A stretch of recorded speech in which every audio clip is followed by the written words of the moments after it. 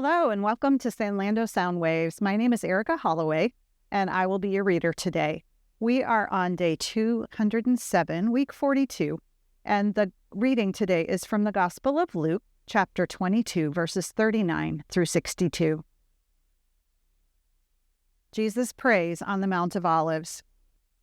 Jesus went out as usual to the Mount of Olives, and his disciples followed him. On reaching the place, he said to them, "Pray that you will not fall into temptation." He withdrew about a stone's throw beyond them, knelt down and prayed, "Father, if you are willing, take this cup from me. Yet not my will, but yours be done."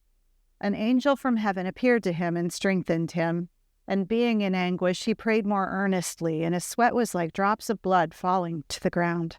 When he rose from prayer and went back to the disciples, he found them asleep, exhausted from sorrow. "Why are you sleeping?" he asked them. "Get up and pray so that you will not fall into temptation."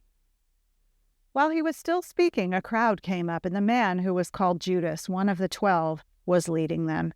He approached Jesus to kiss him, but Jesus asked him, "Judas, are you betraying the Son of Man with a kiss?"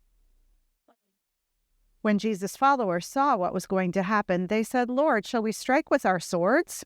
And one of them struck the servant of the high priest, cutting off his right ear. But Jesus answered, "No more of this." And he touched the man's ear and healed him.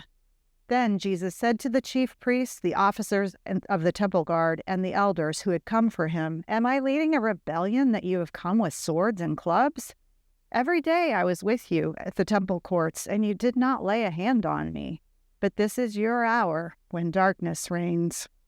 Then seizing him, they led him away and took them to the house of the high priest. Peter followed at a distance.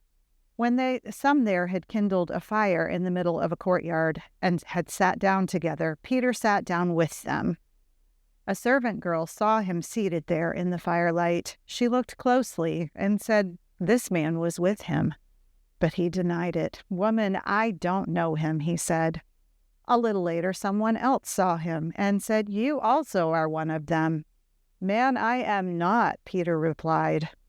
About an hour later, another asserted, "Certainly this fellow was with him, for he is a Galilean." Peter replied, "Man, I don't know what you're talking about." Just as he was speaking, the rooster crowed. The Lord looked straight down at Peter.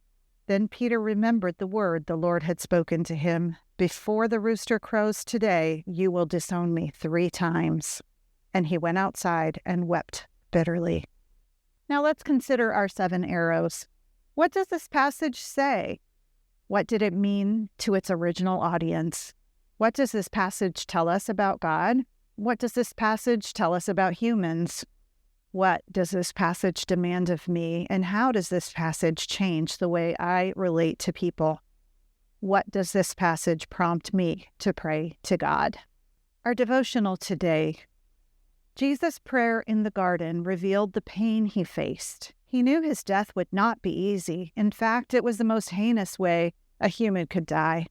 The pain was compounded by the fact that he would face the full wrath of God for the sins of the world, and he would feel in a very real way the anger of God for the first time.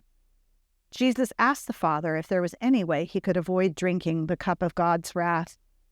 But he knew the Father's plan. As an act of humble submission, he committed himself to God's will rather than his own desires. The disciples didn't have the same level of commitment. They couldn't even stay awake to pray. Peter, the one who recently called Jesus the Christ, even denied knowing Jesus. Thankfully, God is not like people. People are short-sighted and selfish. However, God faithfully follows through on the plan made long ago and willingly keeps his promises even when it causes him pain. Thanks for tuning in today, and we hope you'll join us tomorrow.